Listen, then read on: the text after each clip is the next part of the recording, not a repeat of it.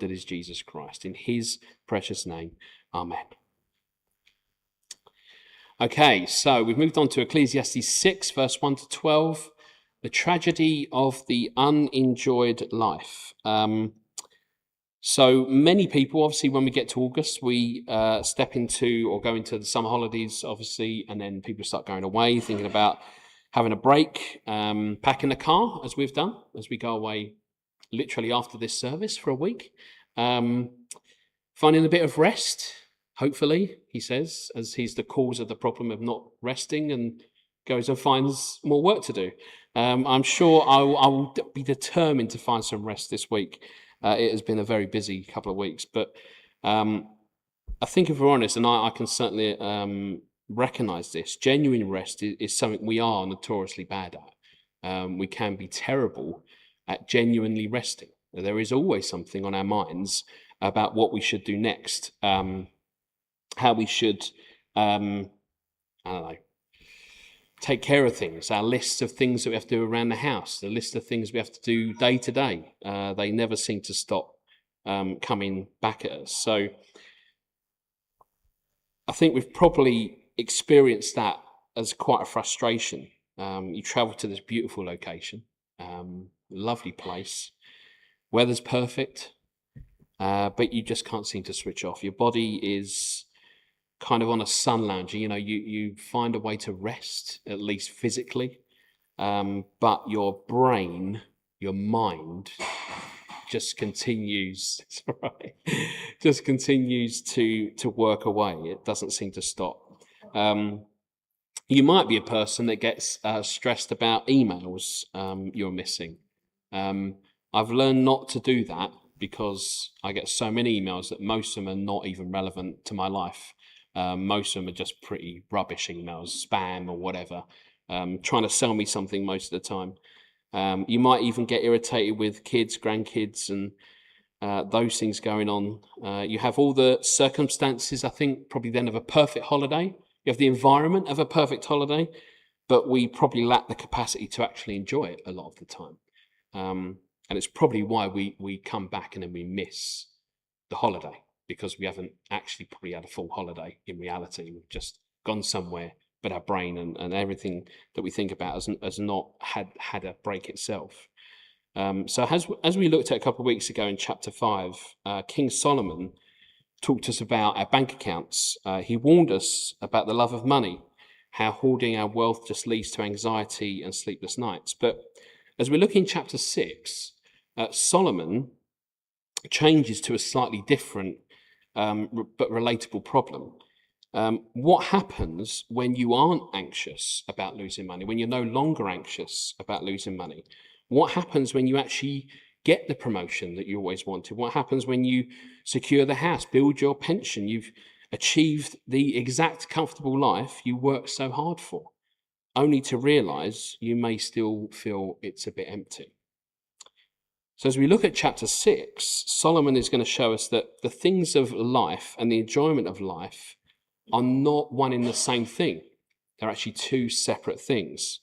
And as we look at the text, we're going to see why human beings struggle so much to just be present, where we can finally find this contentment to enjoy the days God has given us. So let's look at the first couple of verses here. It says, Ecclesiastes 6, 1 to 2.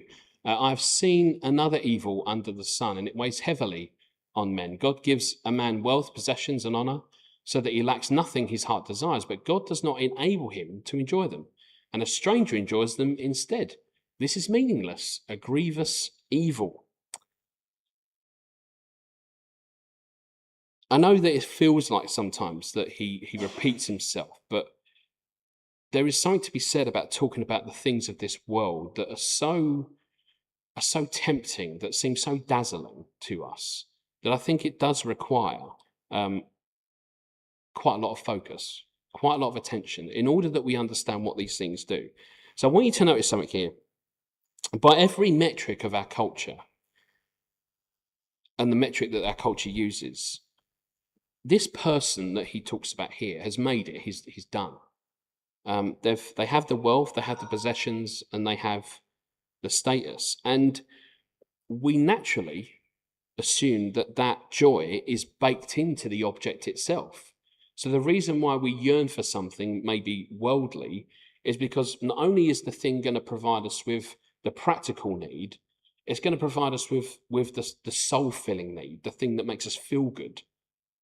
But Solomon is saying that's not true. The two things are not aligned at all. Maybe we think if we just get the keys to the new house, happiness comes with the keys. If we just get the job title, the satisfaction is built into the contract that we sign. But Solomon wants to break this illusion, and he says, the house, the car, the bank account, the pension, whatever, are completely neutral. Those things are just things. He says we are sold this lie by the world that if you once you get it, not only will it provide for you in very practical ways, but it will just fill that hole that we have. It will bring that sense of completeness in our lives that we need, this kind of spiritual completeness almost. But these things do not contain joy. And maybe you agree or disagree, but it is entirely possible to have a table piled high with this amazing food, beautiful food. But if you have a terrible cold, you can't taste any of it. If you have no taste buds, you can't enjoy it. And so the food is one thing, but the ability to taste it is entirely something else. And so Solomon pushes this point with this example in verses 3-6. And he says, a man may have 100 children and live many years, yet no matter how long he lives, if he cannot enjoy his prosperity and does not receive proper burial, I say that a stillborn child is better than he. It comes without meaning. It departs in darkness, and in darkness its name is shrouded. Though it never saw the sun or knew anything, it has more rest than does that man. Even if he lives 1,000 years twice over, but fails to enjoy his prosperity, do not all go to the same place. In the ancient world, the ultimate signs of a blessed life was having a large family and living to a very old age. That was the kind of sense that you got in the ancient world. That was an accomplishment. You had made it. And so what Solomon does, he sort of creates this hypothetical situation, this scenario. And he says, imagine a man who lives for 2,000 years and has 100 kids. I mean, who wants that? Who really wants that? But Solomon's making a point. He says, if he cannot enjoy his life, what is the point? So he's accomplished something. He's living long. He's had loads of children, but he can't enjoy his life. We learned only a few weeks back that actually the more we seem to accumulate, even children I would add, the more responsibility we have, the less time we have for ourselves. Again, making the same point. What is the point if he cannot enjoy his life? He may have accomplishments, but the accomplishments have actually served to make his life not so merry. The world tells us that duration, accumulation are the main goals.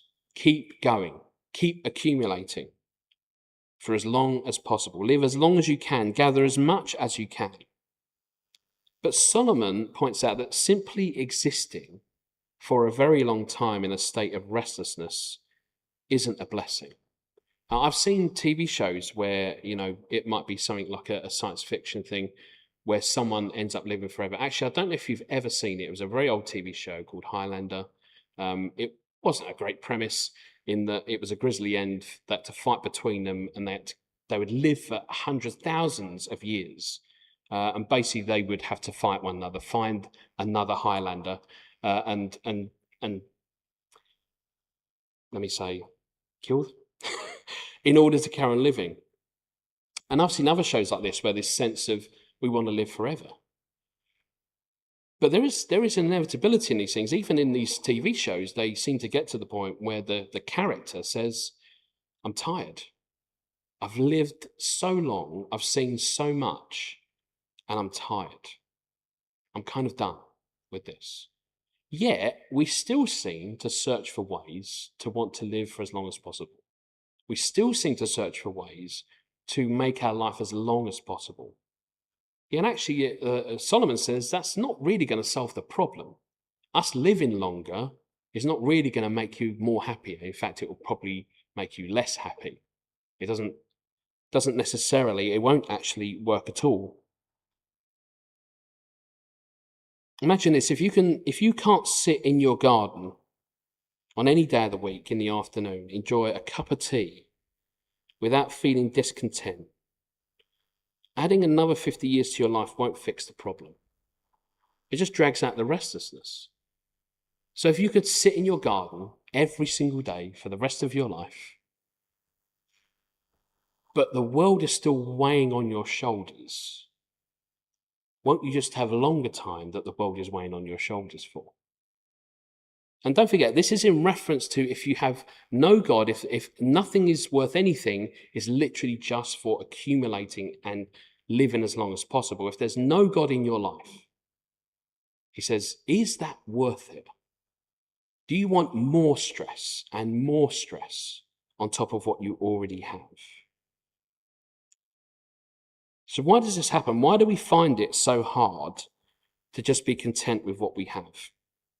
Well, Solomon talks about this in verses 7 to 9, and he says, all man's efforts are for his mouth, yet his appetite is never satisfied.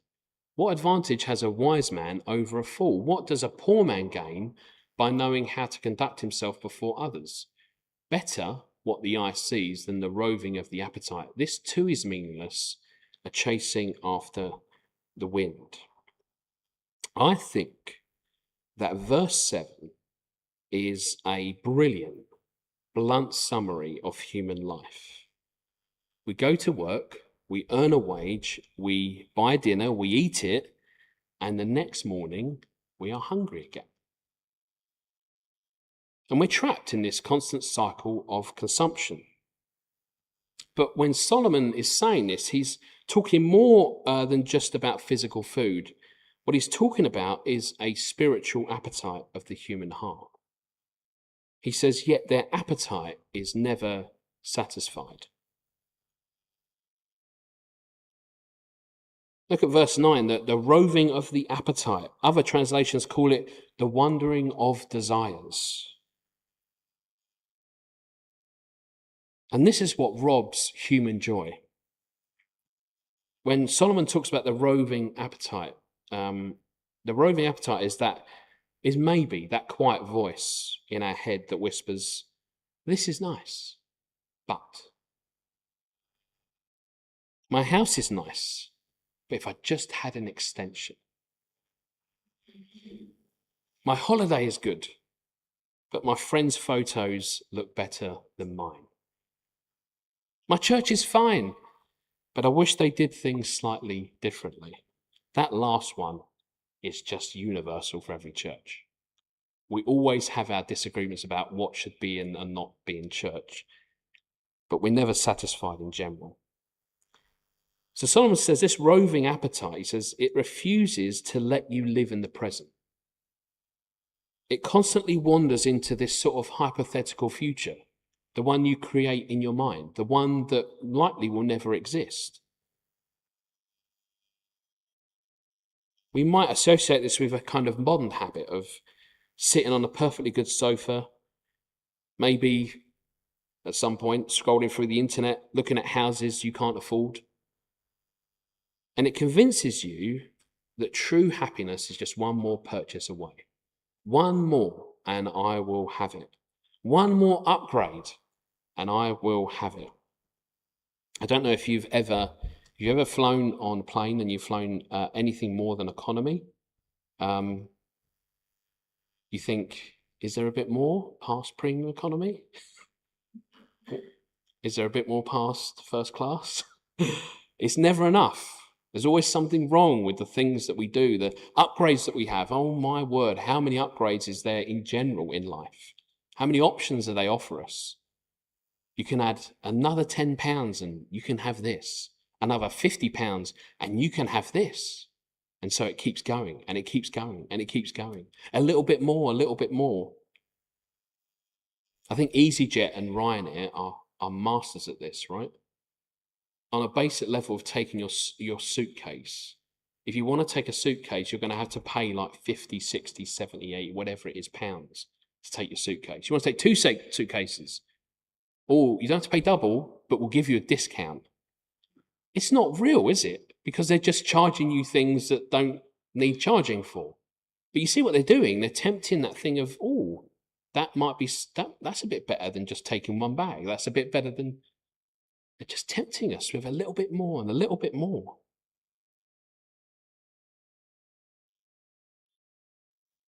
But look at this contrast Solomon offers in verse 9.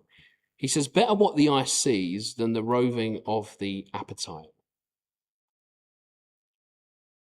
What he's saying is, it is infinitely better to look at what is right in front of you right now, what you have.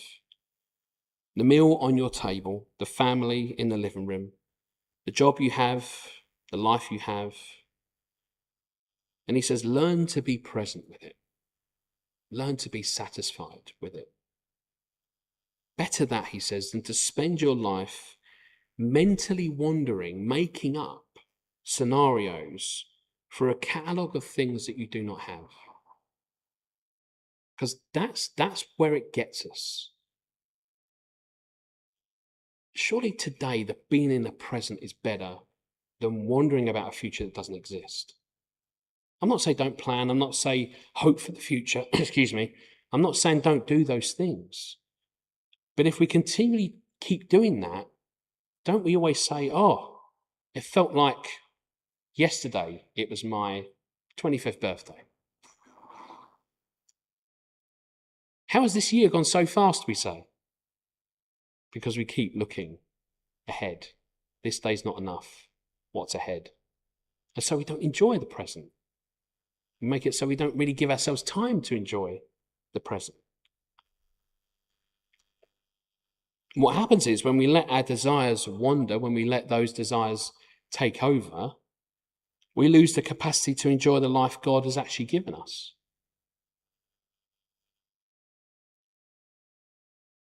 And sometimes it's because we might be too busy resenting it, because our lives are not what we imagine they would be. But this is the challenge of every single person. How do we stop still for a moment? Why does the Bible keep talking about finding peace with God? Why does the Bible keep talking about find this sense of pockets of moments with God to appreciate? We go through every single season and we love the summer. Some of us love the winter. I'm starting to love the winter a bit more as we go through the summer. Too hot, but that's a British thing, right? But we go through and we think it's amazing, but we miss the amazing reaction that creation has, especially to the sun, to the weather. It's amazing what it does, how the plants react. But it's also terrible, right? Because we also see the other side of that, which is that crops don't grow, things dry out. But principally, we kind of don't take our time to go, wow, that's amazing. That flower knew how to grow. That flower knew when to bloom. That flower knows how to bloom. This is the amazing reflection of God's creation. And sometimes we get so robbed of what's happening tomorrow that we just don't see what's happening today. So Solomon, he brings this chapter to a close by reminding us of our limitations. Let's look at verses 10 to 12. And he says, whatever exists has already been named, and what man is has been known. No man can contend with one who is stronger than he. The more the words, the less the meaning. And how does that profit anyone? For who knows what is good for a man in life during the few and meaningless days he passes through like a shadow? Who can tell him what will happen under the sun after he is gone, or after they are gone? What Solomon does here is he's kind of grounding us. And he asks this question in verse 12. For who knows what is good for a person in life, is what he says. And if we're honest, we think we know exactly what is good for us. We always think we know what is good for us, what is best for us. I think if anyone actually was handed, God handed you a blank piece of paper today and said, write down what you need for a perfectly happy life, I think you would know exactly what you'd want to write. In general, there might be some things, but you don't need to fill in the detail. You think, I kind of know what I need. I think this would lead to a happy life, my little list. But Solomon, he calls us a shadow. A shadow shifts, it changes shape, and it fades when the sun goes down. And because we're shadows bound by time, we actually don't have the perspective to know what is ultimately good for us. So what we write on this list becomes, as he says, pretty meaningless. We don't really know what we want. We don't really know what's good for us. I mean, we know that just by the fact that Jesus had to go to the cross to die for our sins. We choose the wrong things. We think what is best, the best thing to do is crucify Jesus, because I think that's the best thing for us to do right now. Turns out it's the wrong decision, but God knew that was going to happen. He knew we were going to do that to him.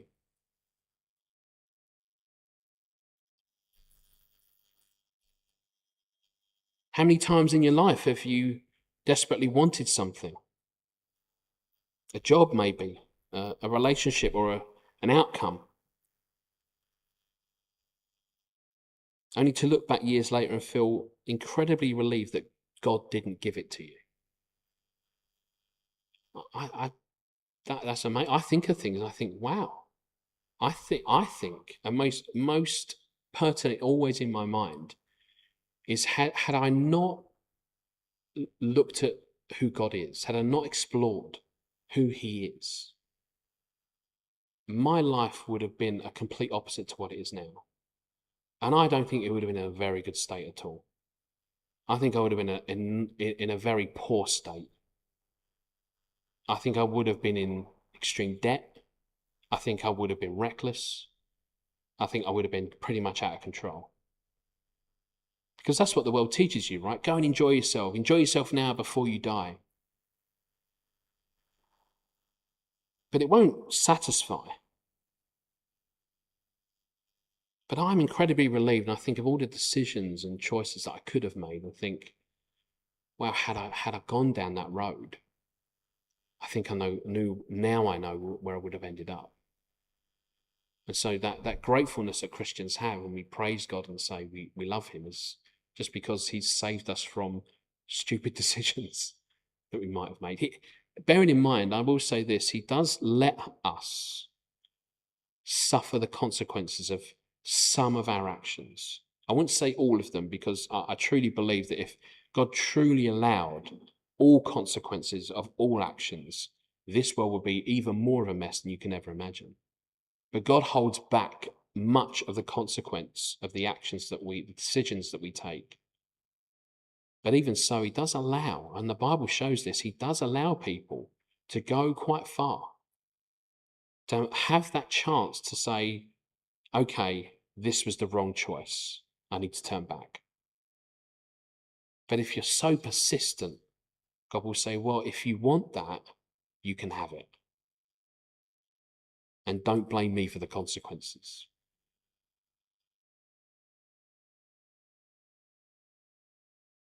If we demand that our changing earthly circumstances satisfy our deep internal appetites, we will end up like the man in verse 2, sitting at a banquet we cannot enjoy, always looking for the next course.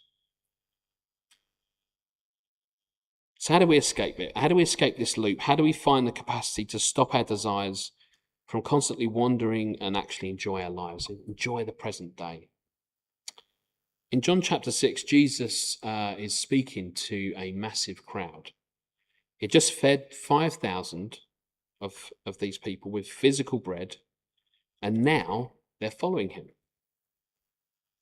But not just following him in the sense of the right way of following him, I mean literally following him, demanding more.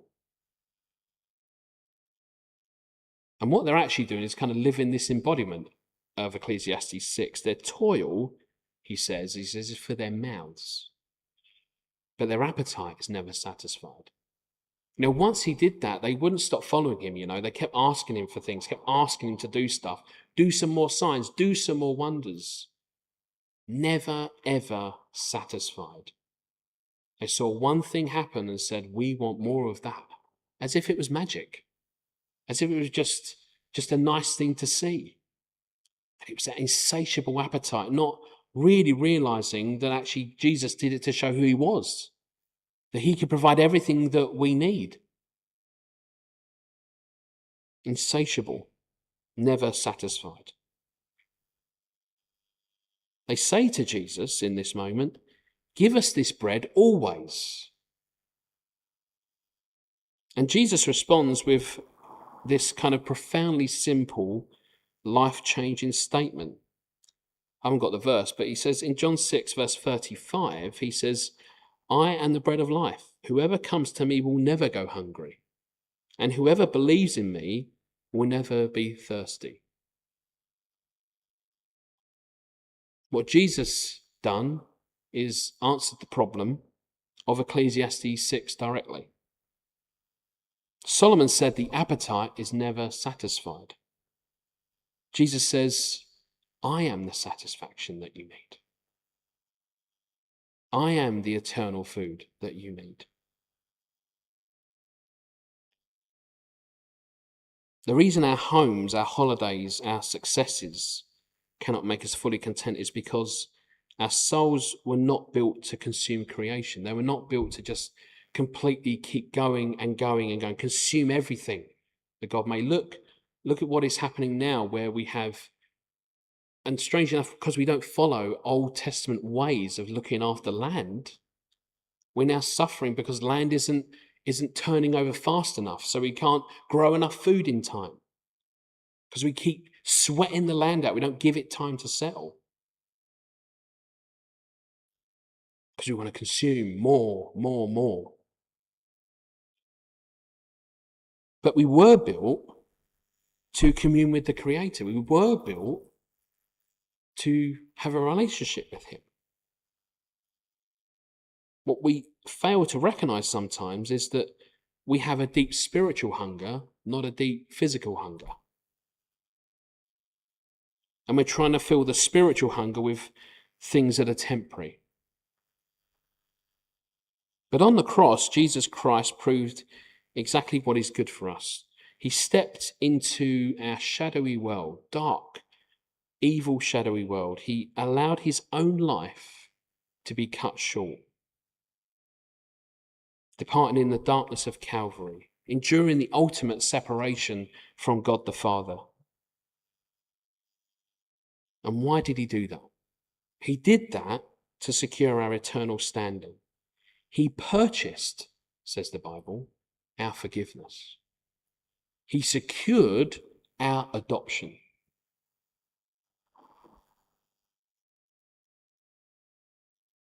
When our identity, when our security, when our ultimate joy are anchored in Jesus, this frantic wandering of the appetite slows down. I'm not saying it goes away, because every day is a battle for sure. Every day is a battle to fight these urges, these things within us to want to do things that do not honor God, that go against everything that he wants us to be. But at least on earth, it will slow down this appetite.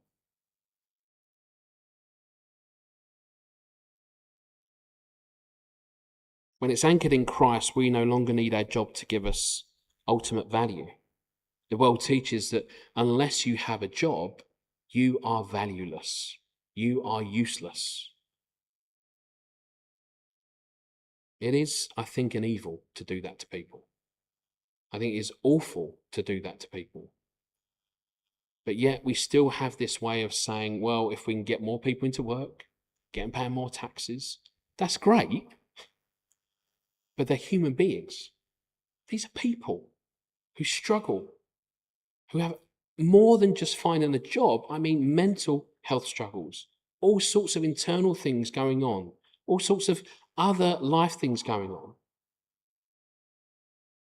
But if you're not earning a wage, if you're not paying tax,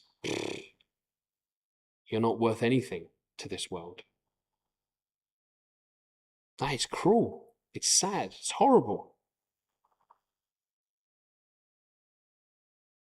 But with Jesus, your job doesn't give you value or ultimate value. You don't need your holiday to save your soul or fix your family. Jesus has satisfied our deepest eternal hunger. We're finally free to enjoy our earthly life for what it actually is. It's temporary, a daily gift from a loving Father. This is a kind of very weird, backward thing to look at life. And that's why Ecclesiastes is not depressing. He's saying it's fleeting, but enjoy what you have. The gift from God, what God has given you, enjoy what you have in the present. Because life is fleeting. Moments are fleeting.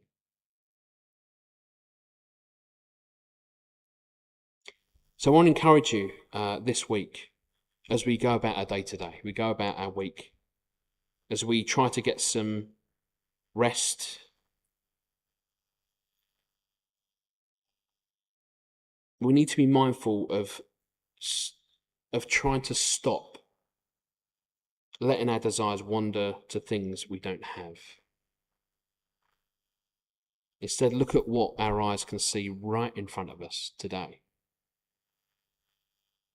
Jesus says, if you have me, you have the bread of life. You lack nothing your heart truly needs. So I'm going to give you a simple application for this week. And maybe you do this already, but it may give it more meaning because you might have done it for years upon years upon years. When you sit down at your table to have your food, thank God for the meal. Don't do it out of tradition. Don't do it out of religion. Think about what you're saying. Think about what is on your table right now when you go to eat your food.